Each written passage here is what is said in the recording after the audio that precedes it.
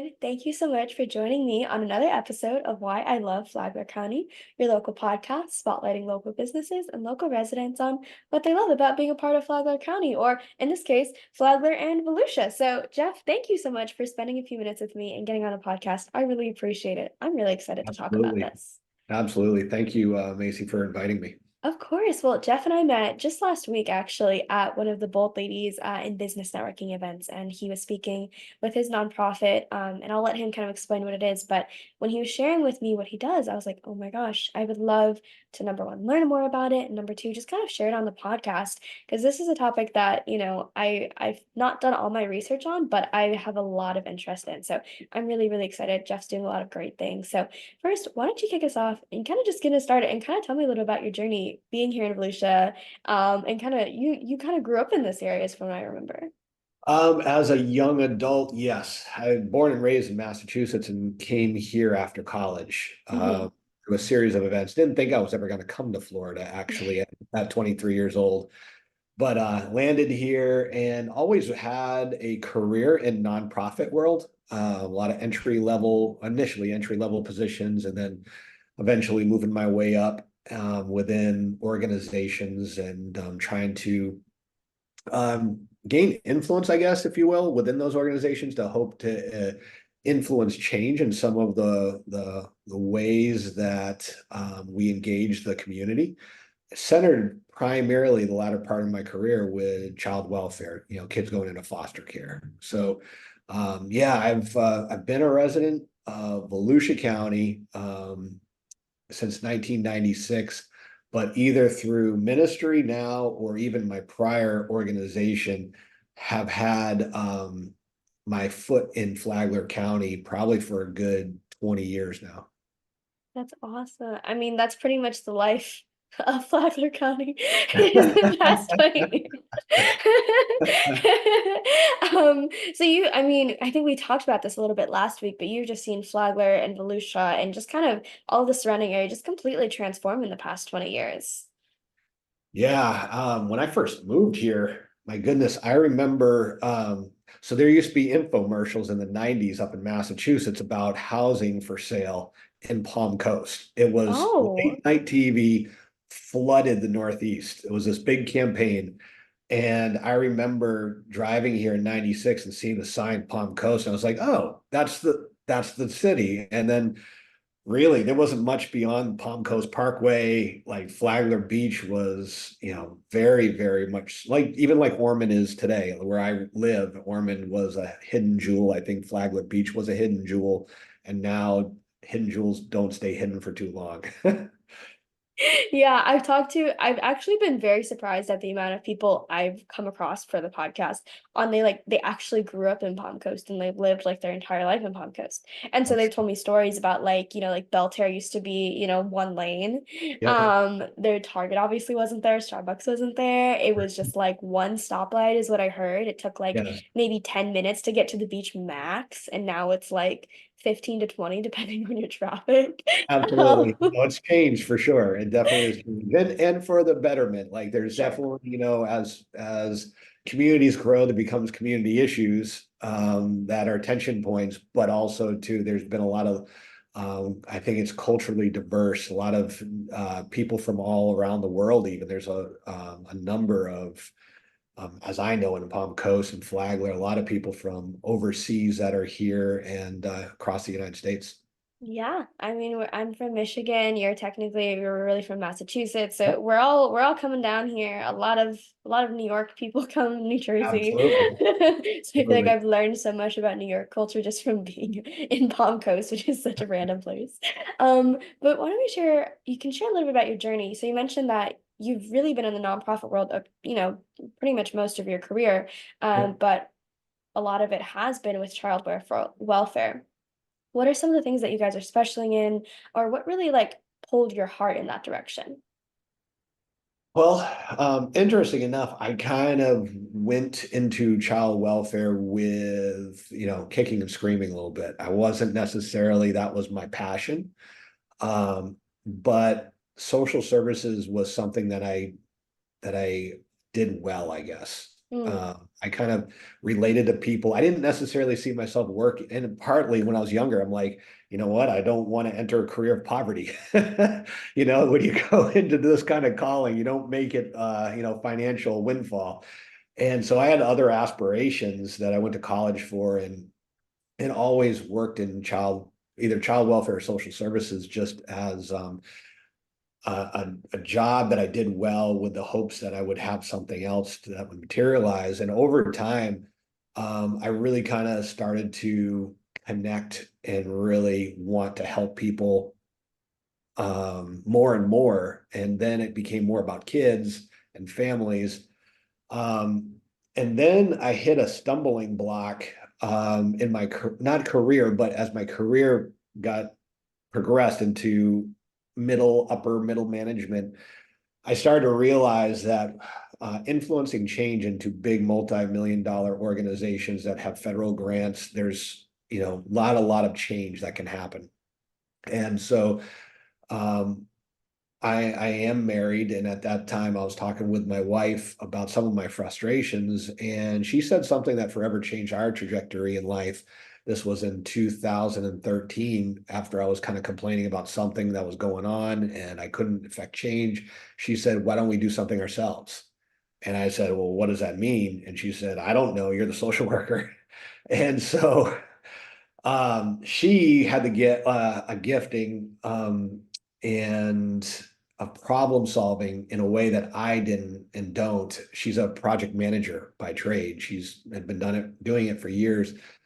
And so we just started collaborating and kind of casting a vision that I didn't even necessarily know was there. We just started talking. She knew how to ask the right questions, and next thing you know, we had a nonprofit kind of fall into our laps and structure. And really, by the grace of God, we really believe it was Him allowing us to be a part of this. And we started ministry out of our house in Daytona Beach in 2013, to try to prevent kids from going into foster care. That was the whole mission.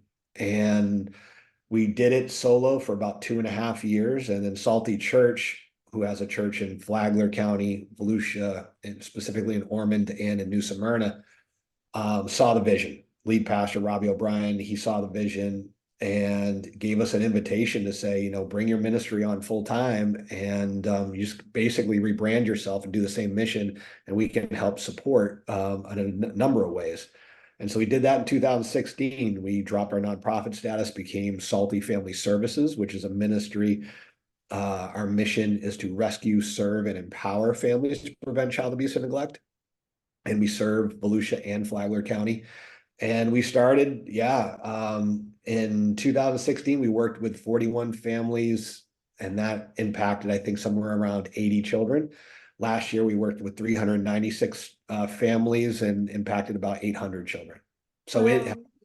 continually to grow year over year. That's awesome. And you guys are doing a really great thing, especially when you mentioned like, preventable and giving the families the support and the system and the children that support that they need.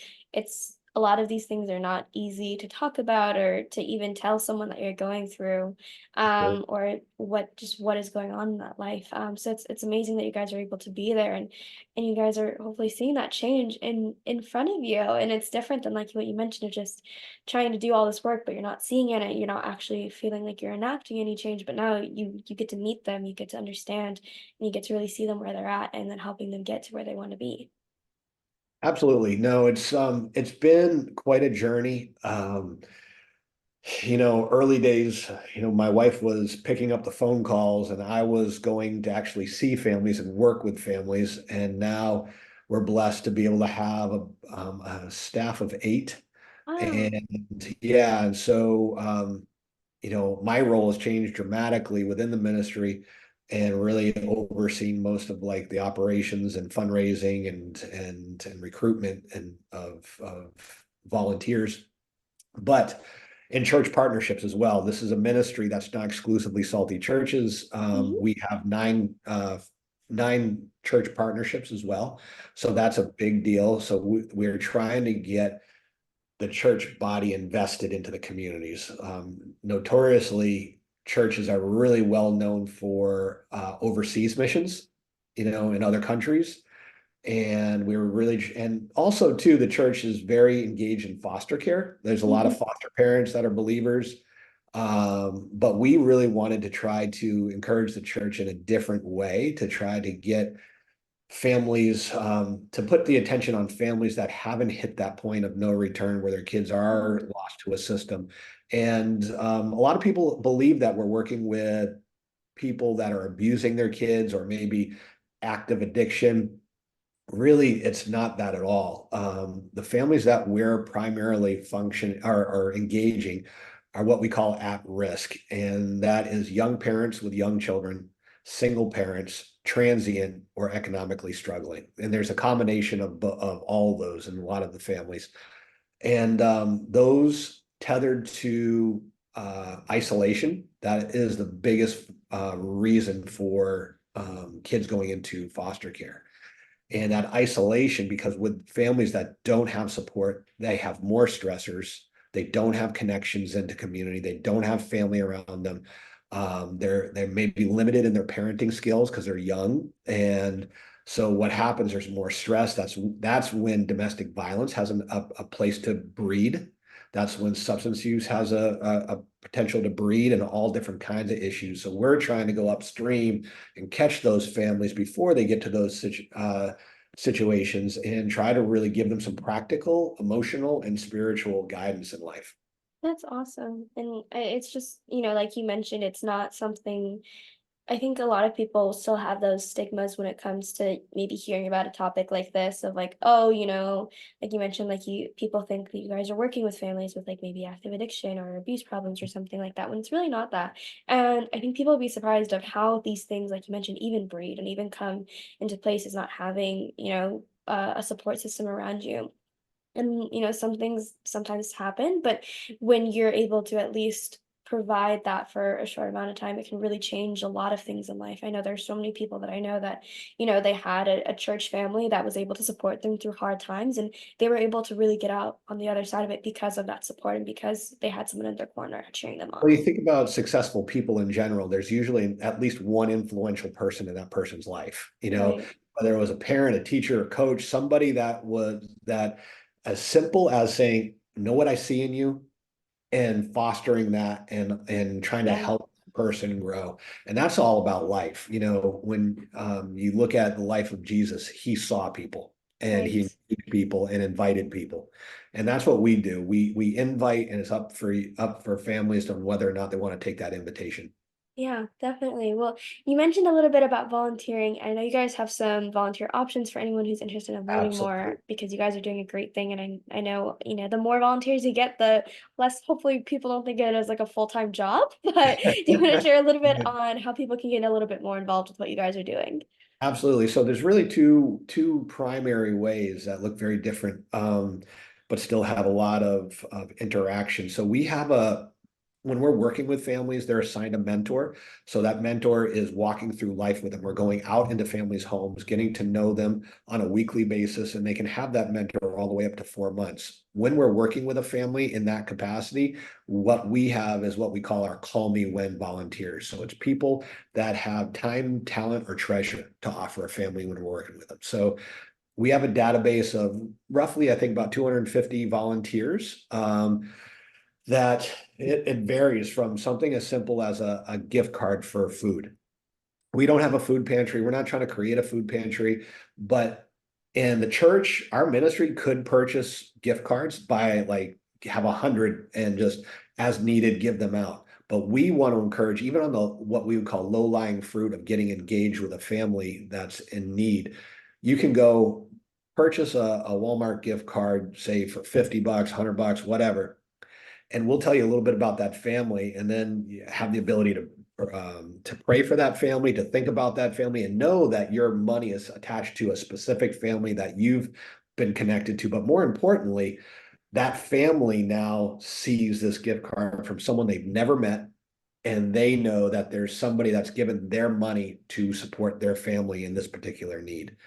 And so there's other things where people get involved in that have the ability or time to drive someone to a job interview. We have a lot of families that don't have transportation and required to the Botran up in Flagler. It's even harder for people to get around if they don't have transportation. So we'll have people that pick up people and drive them to job interviews or different appointments. People help with resume writing. We have people have signed up to do tutoring after school. We're always in need of people to move furniture. So if you have a truck and maybe you have a back problem, that's all right. We'll use the truck if you want to drive it. And or if you don't have a truck, but you have a strong back, we need people to move furniture. So there's always a need. And then there's those things that like I don't even know what people can offer. Mhm. And that's up for people to go, this is what I'm good at. This is my skills. This is how I feel like I can get involved. And it's something as simple as going to saltyfamilyservices.org and hit volunteer. And you can sign up to call me when, or you can sign up for our rescue station. Our Mm. rescue station is located in Ormond Beach. We call it the rescue station because it's the original rescue to Ormond Beach. It was a firehouse built in 1935, I believe. So we're super blessed to work out of there. And we need people to answer phones Monday through Friday from 9 to 4. We do it in shifts of 3 hours. And we need people after they've called in. We have a team of people that calls everybody back and does an assessment and tries to know how we can help. So that's our callback team, and those are more flexible hours depending on your availability. So, and there's a few other things that we can sign up for. And if you have any questions, you just go to jeff@salty.org. And I love to answer questions and engage people that are interested. That's awesome. Well, thank you so much for explaining everything that you guys are doing, how you're helping families, so people can learn more that number one, that you guys even exist. That I think a lot of people would be Absolutely. surprised. I didn't know something like this existed, and I'm so glad that I got the chance to meet you, but also now I get to learn so much more. And I'll make sure I have all those links that Jeff mentioned, the email in the description. People can click, copy and paste easier, whatever makes their life easier. I definitely recommend looking into that. A lot of great opportunities to serve. It's just so rewarding to be able to give back and knowing that you're impacting just maybe a single family. I feel like people get surprised by how much it uplifts their spirit, and you're doing it all for him, and it's all great. And so, thank you so much, Jeff, for taking the time, really sitting down and explaining everything that you're doing. It's really amazing, and I really appreciate the time. Well, thank you. Of course, and to everyone listening, I really appreciate you as well. I will see you next time. Bye.